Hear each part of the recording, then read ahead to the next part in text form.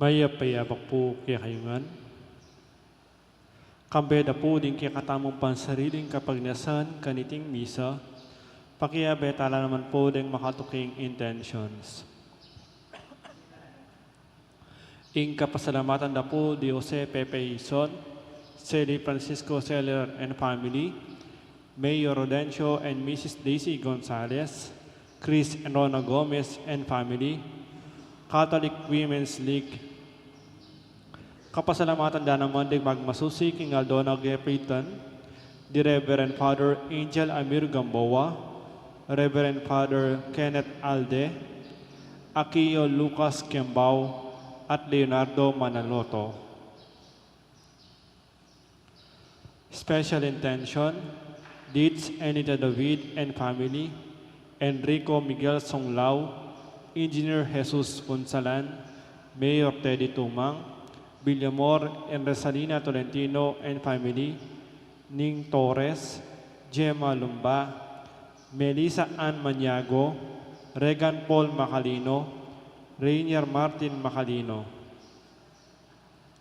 Para king malalagwang kapaldanan dari, Megan Centeno, Felipe at Corazon Pajardo, Mark D. Kleiner Bayani, Elmi Ronquillo, Brother Pat Ahos, Feli Ortega, Father Sotero Yutuk, Rosel Montemayor, Espiridion Kayanan, Belia Trinidad, Aida Ocampo, Michael Alfaro, Mark Antonio, Bianca Marie Santiago, Ranilo Deirit. Para kingalananggang kapainawan ng kalalwa dari Domingo Senior, Lisel, Domingo Junior, Alfredo Senior, Barbara Angel, Bernardo, Florentino Junior, Justina, Manuelito 9 days, Hipolito death anniversary, Remedios, Erlinda death anniversary, Rosario, Victoria, Alvin, Corazon, at Ding Maldang Kaladwa, King Purgatorio.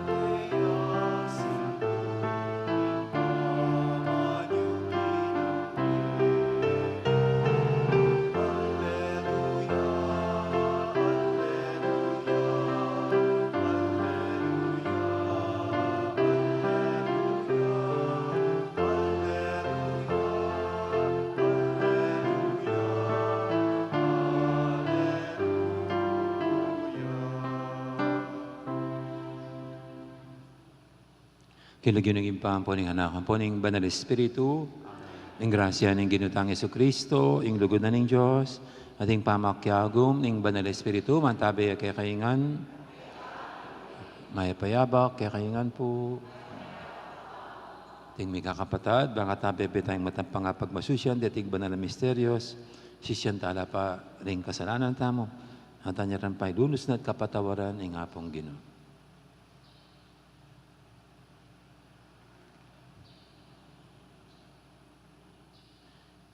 Ikang migkalub king Espiritu at minyay kabyasnan kang Esteban, Ginoo pakalulo. Ikang kikimot at magligtas, aparating at susiping mi, Kristo pakalulo. Ikang mong katuliran at katapatan, Ginoo pakalulo. Ing Diyos sa may pahintutu pakaluluwa na katamo, at king pangapatawad, daring kasalanan tamo, idala na katangan sana, king biye alanganga. Manalangin tamo. Oy, paming mayupaya, balikdan mo kaming mitmong lugod. Kakabos mo kami at gagawan anak mo kang Kristo. Pagkaluban mo kaya sanang tune, kalayan, at idala mo kami king manang pengako mo.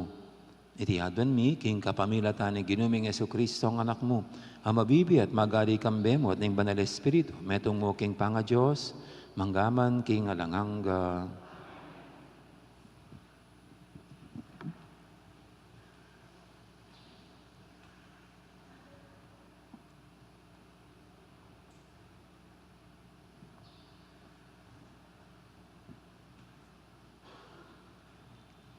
Pamamasang ibat, king libruning dapat da ring apostol. King panawon na ita, kabang susulong ing pangarakal da ring alagad, ding Helenista, awudyong tubo karing aliwang bansa, at ding udyong tubo Palestina, milaban-laban la. Sasabihan da ring Helenista, king milaktawan la, king Aldoldo pamagrasyon, karing pondo, ring babaying may balu busal da. Inyaring labingadwang inawos da, lang mi pulong, ding sabla-sablang alagad, at ngara karela. E matulid ing pabustan mi, ing pangapanaral na ning amano ning Diyos, bami mong sikasuan, ing pamamiya kabiyayan. Uli na niti kapatad, mamili kayong 7 lalaking pikabaluan kaya kayo, at kitmuan king Espiritu Santo at kabyasnan, at ila ring panibalan mi kaniting bage. Ikami kanita, lubos ming idikil, ing panawon mi, king pamanalangin, at king pamanaral. Ketula daring sabla, ing pangamungkahi ring apostol, inya pinilire i Esteban, ing taong kitmuan king kasalpantayanan at king Espiritu Santo. Kambena, pinililara naman di Felipe, Procoro, Nicanor, Timon, Parmenas, at Nicolas at tao Antioquia.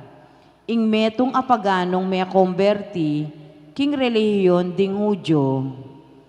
Linapit dalaretang 7 katao karing apostol. Kay baddang may nalangin ding apostol, inarapandala reting 7, timpakanan dala buntok karing karelang gamat. Makanyan sinulong ing pamikalat king amano na ning Diyos. Merakal na lang ding alagad ka rin Jerusalem, at dakal na ring saserdote, at tinanggap king kasalpantayanan. Ing amano ning Ginoo. O Ginoo, ing kaya kang lugod kaya kami mo sa ipakit, antining kaya kake manalig.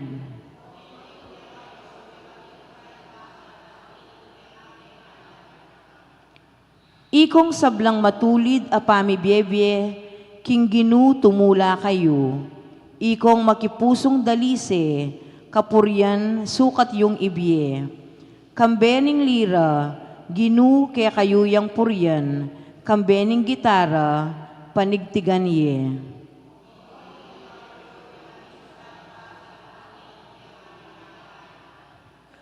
Uling ing amano ning ginu, mitmong katapatan, at apanaligan sa blanang depatan, kalugurana ing ustisya at katapatan, yatu kayayang kakatmuan, king kayang ganaka.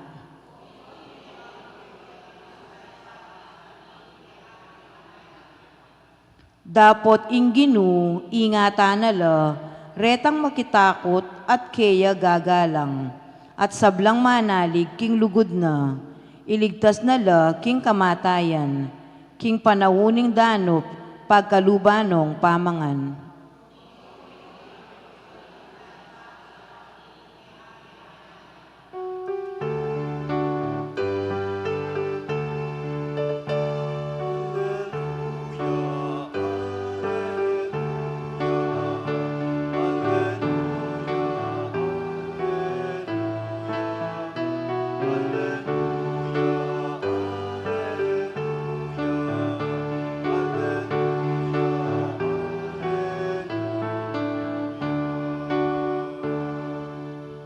Ikristong mibangon ng iba't king kamatayan, kapilan man enemate, ing kamatayan alaneng upaya babona.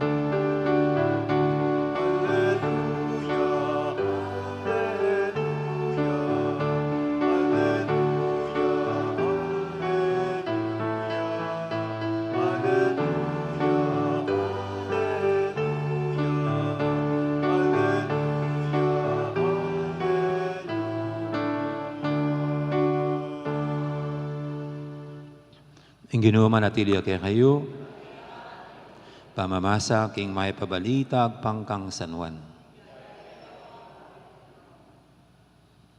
Inyang mabibingina, dinulong laring alagad king dagat, sinakyala king bangka, at dinalakit lang papunta Kapernaum. Bingi na kanita, at enalapadet ang Jesus. Mayalon niyang dagat, uling titsup masikan ng angin. Inya may kabagsena lang ating 5 o 6 kilometro, ikit de Jesus, lalakad siya, baboning danum, at palapit siya king bangka. May nga takutan la. Ako ini, kay tatakot nga ng Jesus karela. Matula rin pepasakin ni Jesus king bangka. Agad-agad, ing bangka, sinadsadya king lugar, akarelang pupuntanan.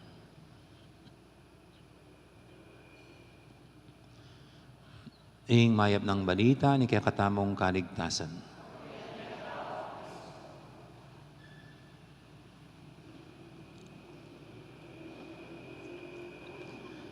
Hindi ko pa po nakakalimutan. No? Bago po yung ordination namin sa pagkapare noong December 1988, nag-retreat po kami sa Baguio. Yung last week of October 1988. Habang nandun po kaming siyam na magkakaklasing maordinahan. At ang aming retreat master na ay isang Jesuita. Sa kalagitnaan po ng aming retreat, biglang dumating ang malakas na bagyo. Siguro nakaschedule na talaga yung bagyong yon, pero hindi namin nakakalain na malakas ang bagyo. Kaya kung di ako nagkakamali, Tuesday o Miyerkules ng gabi, ang lakas po ng bagyo. Halos ang ganda ng maliit na retreat house namin na sa mga mga Carmelite sisters na doon. Kaya lang nasa pinakatuktok ng bundok, kaya siguro mas malakas ang bagyo kasi para kami lang nag-isa doon sa tuktok at nandun ang isang maliit na parang bahay lang kung saan kami nag-retreat. Ang ganda ng lugar. Pero katapos po ng bagyo, buti walang lumipad na yero, pero tanggal yung mga gutters, no? At madumi yung lugar pagkatapos po ng bagyo. Pero habang nangyayari po yung bagyo, sabi lang ng ng retreat master, wag tayong aalis dito. No? Dito na lang tayo. Itsurang matibay naman itong itong retreat house. No? Pero habang nangyayari po yung bagyo, kami mga magkakaklase, nag-uusap-usap. At sinabi ko dun sa isang kaklase, siguro sabi ko, isang pahiwatig sa atin yan bilang mga magpapare. Na sa buhay natin bilang magiging pare, darating ang ganyang mga bagyo. Baka mas malakas pa dyan na bagyo ang ating harapin bilang mga pare. No. Kasi po pag mga seminarista pa lang, ang tingin sa pagkapare lahat very rosy, na very smooth, na ganyan, na magiging magaan ang buhay sa pagkapare, na parang ganun. Siguro kahit sa mga mag-asawa, ganun Pag yung mga magsing-iro, na nagsisimula pa lang, everything is rosy, romantic, smooth, parang ganun. Pero, ika nga, real talk lang. Walang perfect situation at walang perfect life. Like it or not, may darating na talagang mga unos at bagyo, kalamidad sa buhay natin. Hindi mga physical na kalamidad, kundi yung mga personal na battles, personal na mahirap na sitwasyon na pwede nating harapin. Kay buhay pare o buhay mag-asawa man. Kaya dito po sa ating first reading, ito yung sinasabi. Tayo po parang may magandang imahinasyon at magandang image na binubuo ukol sa mga early Christians. Kasi sabi ba naman ng Acts of the Apostles, yung mga unang Kristiyano, they were living in a community kung saan nagtutulungan sila. Wala sino man sa kanila ang nangangailangan ng mga bagay-bagay. They shared things in common. Parang napaka-rosy ng pinipicture ng Acts of the Apostles na napakaganda, napakasaya ng buhay ng mga Kristiyano, yung mga unang Kristiyano. Ganon Pero dito po sa ating binasa ngayon, hindi pala ganon. Hindi lahat smooth, hindi lahat rosy, hindi lahat magaan at masaya. Dito po, ito yung first crisis na hinarapan ng unang mga Kristiyano. Ano ito? Yung pong mga pagkalinga sa mga mahihirap na mga nabalo. Yung mga nabalo. Siguro di natin maunawaan ito kasi ngayon yung mga byuda mga socialite. May mga magagandang hikaw, nakalupistik na kulay pula. Pero sa panahon po ng Panginoon, isa raw sa mga nakakaawang mga nilalang ay mga byuda. Kaya yung unang parang binigyan ng pansin para kalingain ng simbahan, hindi mga street children, hindi mga palaboy-laboy, kundi mga nabalo, mga byuda. Kasi iba yung sitwasyon noon. Parang di pa nakakapagmana ng pera yung mga babae. Hindi sila nakakapagtrabaho. Parang they were in complete care ng mga asawa nila o kaya ng mga anak nila. Kaya sa mga unang simbahan po, isang tinutukan nila para tulungan at kalingain ay mga nabalo. Remember po, dun sa krus, habang ang Panginoong Jesucristo ay nakapako sa krus, siyempre siya lang pong mag-isang anak ng mahal na birhen. Hindi ba iisipin ng Panginoong Jesucristo ang kalagayan ng kanyang nanay? Paano na lang siya Ngayon mag-isa na lang siya sa buhay. Kaya natatanda niyo po yung sinabi niya doon sa isang nandoon sa harapan ng kanyang krus, si John the Apostle. Sabi niya,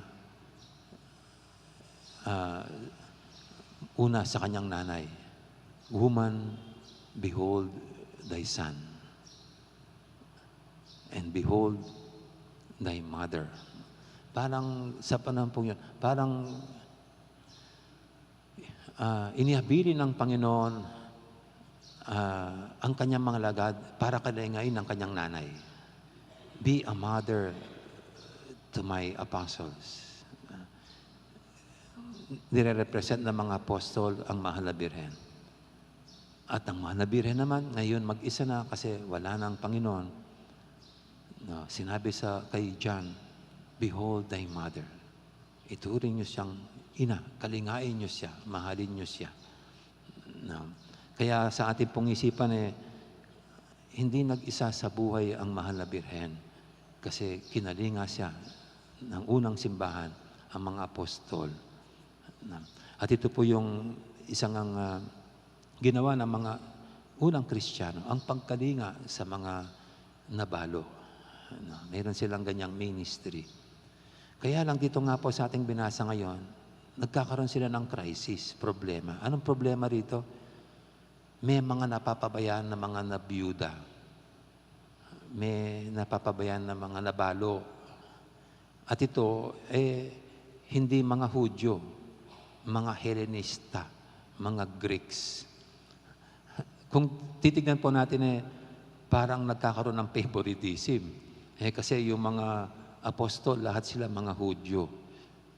No. At itong mga nabalong naman ito, hindi sila mga Hudyo, mga Hellenista, Greeks. Mayroon bang favoritism? Inuuna yung mga nabalong Hudyo? Pinababayaan yung mga Hellenista? Or mas malalim pa doon ang problema nila? No. Ito po yung naging crisis lang nila. No. Pero ganun pa man, dito po, through the power and through the guidance of the Holy Spirit, they were able to solve their problem. Doon po nailikha yung order of deacons. Ngayon po meron tayong mga deacon. Bago magpare, maordinan muna sila ng deacon.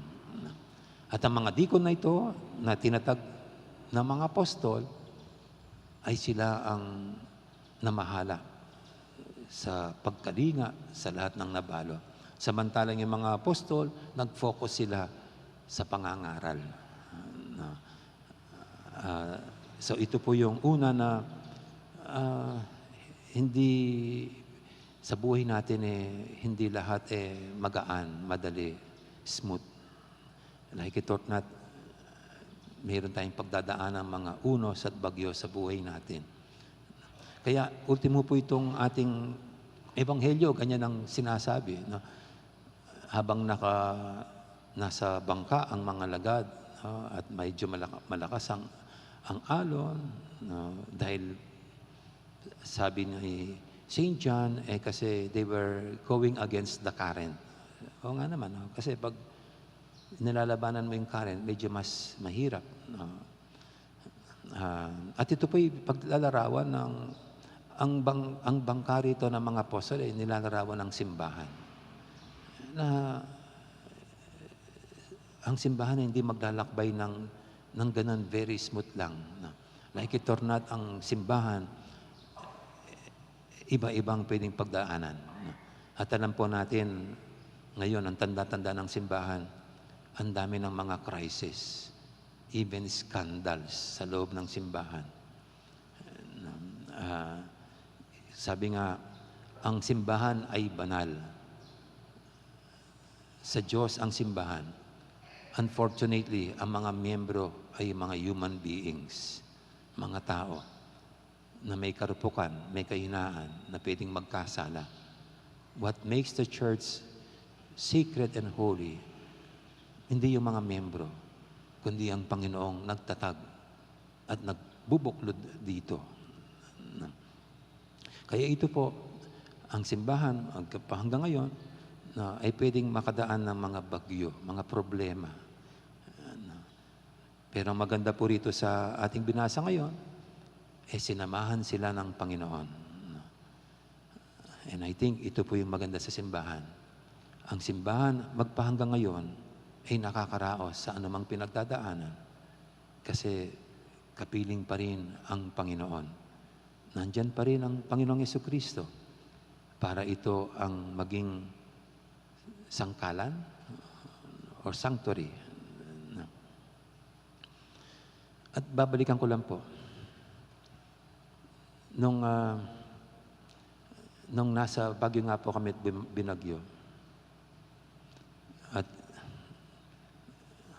yun ang nangyari, na malakas ang hangin at malakas ang ulan. Binigyan ng kahulugan ng aming retreat master, yung bagyo. Sabi niya, tandaan niyo, sabi niya, pag malakas ang bagyo, pag malakas ang ulan, huwag yung susugurin. Maghanap kayo ng matibay na masasangkalan. Sabi niya, pag ganyan mga bagyo, make sure na yung tangsalilungan, hindi ko na alam sa Tagalog, siyakin nyo lang matibay at makakaraos kayo. Dadaan lang yan at mawawala. Ang pagkahulugan ko po doon, yung mga bagyo sa buhay natin. Mamamatayan tayo, may magkakasakit, mabibigo tayo, iba't ibang mga problema, pagsubok, tukso. Dadaan lang yan. Pero para hindi tayo madisgrasya, para hindi tayo magiba, maghanap tayo ng matibay na sangkalan. At para sa akin po, siyempre sa mga ganong pagdadaanan natin, ang Panginoon ang siyang matibay nating sangkalan o santungan. Sa Kanya, hindi magigiba ang buhay natin.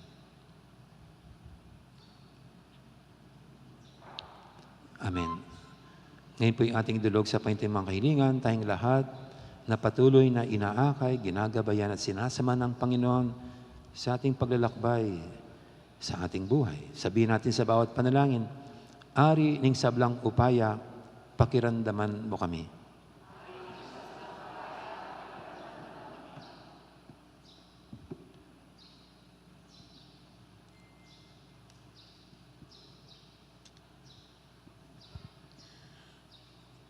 Para king iglesia ng Diyos, gawa na sanang lalong konkreto, ing pangatsuning Ginoo kapamilataning pamibalik king makapostol dang institusyon, ding diakono amitagulaling king obrara, king pamanyapat mayap. Ipanalangin taking Ginoo. Para karing sablang gaganap karing material a obra, mika kamalayan lasaking ingalwagi ning Nazaret, paratiyang at susiping da, bandina ng matambos, aulaga ing karelang obra, ipanalangin taking Ginoo. Para karing sablang mekondena, king sapilitan apamagobra, at tuklasan da sa ing king karelang kasakitan, agagampananda king karelang katawan, itangkulang king pamaylasa ng Kristo, ipanalangin taking Ginoo. Para kay katamungan, apalaganap ta sa nukarin man, ing dibinong tula, kapamilataning malapit tamong pamikasan metong kang Kristo, karing sabla tamong amano at dapat, ipanalangin taking Ginoo.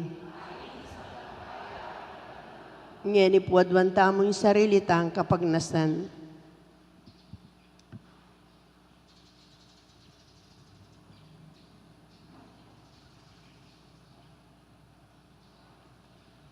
Ginoong Yesus, emo naning lugod mo kaya kami. Pasulungan mo sa iyong kasalpantianan mi kaya ka. Gawan mo kaming mitmong pansin at pasalamat king kaya kang pangayatsu. Lalo na po ang kakanan miya ing kekang katawan. Ikang mag-arit mabibye, manggaman king alanganga. Amen.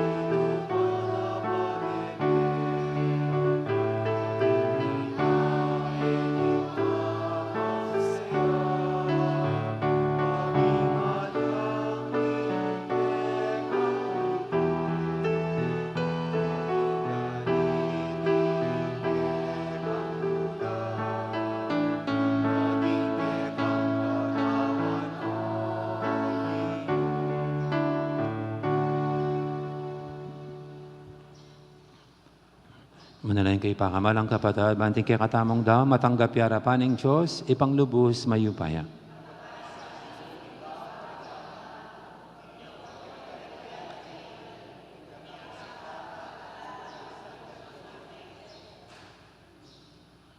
O Ginong Yesus, ingalang likat mong pangayatsu, siping mi, yung kaya kaming kalasag, at pagmula ning tunay tula.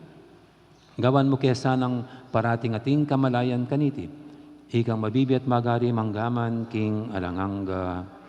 Ang Ginoo manatili kay kayo, yat nayorem puso yun. Pasalamatan tayong Ginoo a Diyos tamo. Tunepin, karapat dapat at matuli ding pasalamatan dakang parati at numang karino ipa. Diyos king alanganga lubos maipaya, kapamila tanang Hesu Kristong ginumi. Pupuryanda ka, king lubos maragulatula kaniting panauning Pasko. Inyang Kristo maging sakripisyo Pascual miyo. Yung tunay kordero, amilala ko king kasalanan ning yato. King kayang kamatayan sinintang ning kaya kaming kamatayan. King paman nyo binamebe, linarin at binalik ing kaya kaming biye. Ulinita, kambeni sa Blancoro, ring anghel karing banwa, daralit mi ing kaya kang ligaya lantok ng ngaming babye, kapurian kaya ka. Banaling Ginoo, Diyos sa mayupaya, banwating yato, king kaya kang ligaya.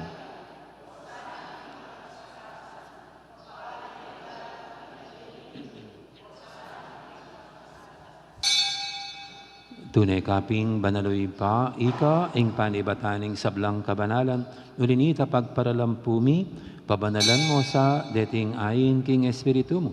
Ban para kaya kami, malyari lang katawan at daya, ng ginuming Hesu Kristo. Bayuya, may dawon, kusang lub, king pamaylasat, kamatayan. Kinwaning tinapit, pe pasalamat siya kaya ka.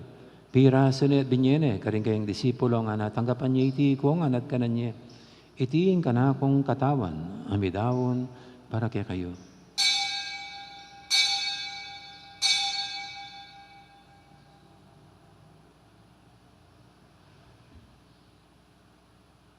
Makanya mo naman kay baning apunan, kinuha ning kalis, pasibayang pepasalamat kaya ka. At binyening kalis, karing kayang disipulo nga natanggapan niya iti, kung nga minum ko kaniti. Iti kalis ning kana kong daya, ing daya ning bayat talanganggang tipan. Ami bubu para ke kayo at para karing sablang tao. Banketa mi patawaran na ring kasalanan. Dabtan niyo iti bilang kapigaganakan kanako.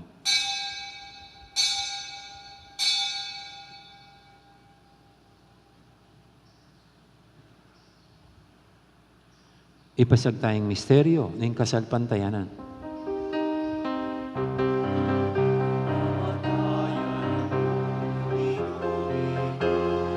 Ing kamatayan ni, ing pangasuhin mo ebye, sibli mo imbyeni, ing Jesus, datang ka, ing Jesus, datang ka, maligaya. Inyang inigaganakan mi pa, ing kamatayan at pamanyabli ng may biyaning anak mo. Daraw miya keka, iting tinapi ning biya, iting kalis ning kaligtasan.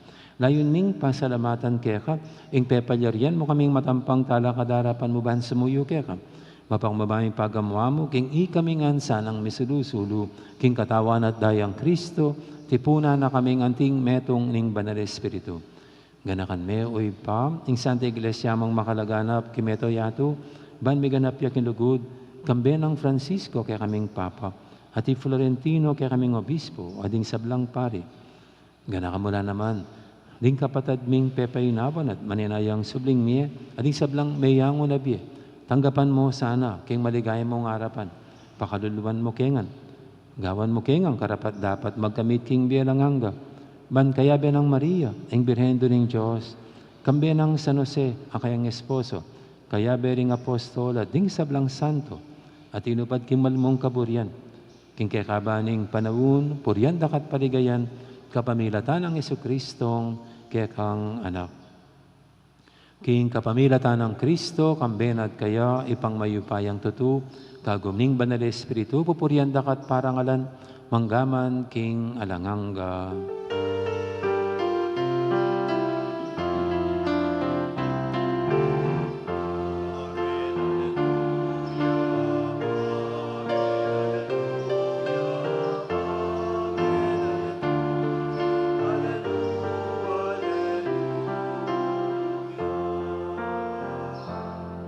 Ngini manalangin tamit mong kapaniligan ng lugod king ipa karingamanong tiro ning Ginoo kaya katam.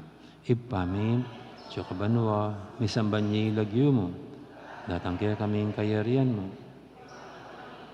Kaya istudi, antibanwa, ing kakanan mi, king aldo. Ibiyan mo kaya kami, king aldo ngini.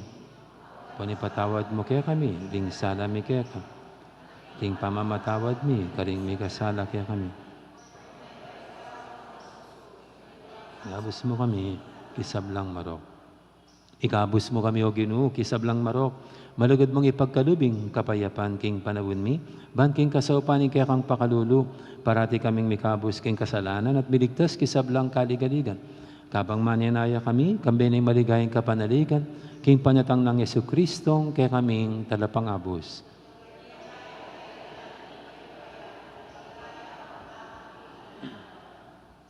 O Ginoong Jesucristo, sinabi ka rin kaya kang apostol, ing kapayapan nalakwang ko kaya kayo, ing kapayapan ko, babiyag ko kaya kayo. Emo sana babalikdan, din kaya kaming kasalanan, naning labin mo yung kasalpantianan ng kaya kang iglesia. At pamayapan mo yung pambilugan, agpangking kaburian mo, ikang mabibiyat magari manggaman, king alanganga. Ing kapayapan ng Ginoo, mantabaya sana kapilan man kaya kayo. Tipo may kakapatad, masyatangin ang ipupugayang kapayapan. Kapayapan, kakaingan po, kapayapan. Kordero ng Diyos, minalako, king kasalanan ng iyato, pakaluluan mo kami.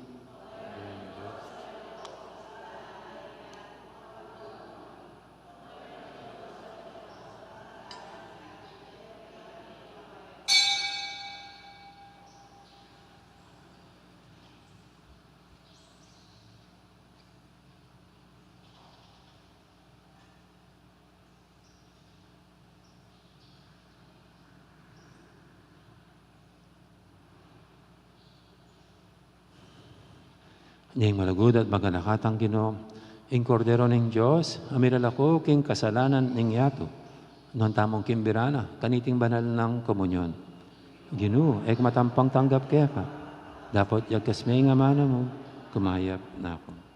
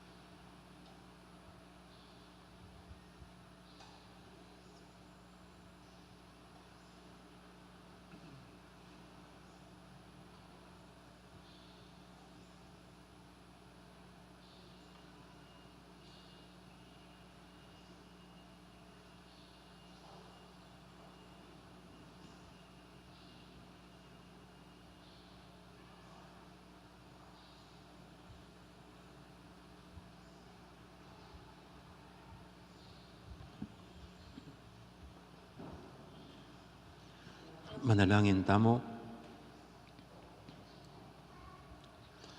Oy paming malugod, mananasanang iting Eukaristya, apig masusyan mi, king kapigaganakan, king kakanganak, so pa na kaming sumulong king lugod. Itiadan mi, king kapamilatan ng Kristong ginumi, ting ginuma natilya kay kayo, Bendisyonan ako nga ng Diyos sa may paintuto. Ingib pa, ampuning anak, ampuning banal espiritu. Mayari ni, kaya katang kapag masusyan, umiyata ng paligayan tayong Diyos, kapamilatan, ding pamibiyebye tamo. Salamat, King Diyos. Sakal po salamat, Maya Poras, at magandang araw. Maraming pong salamat. Thank you.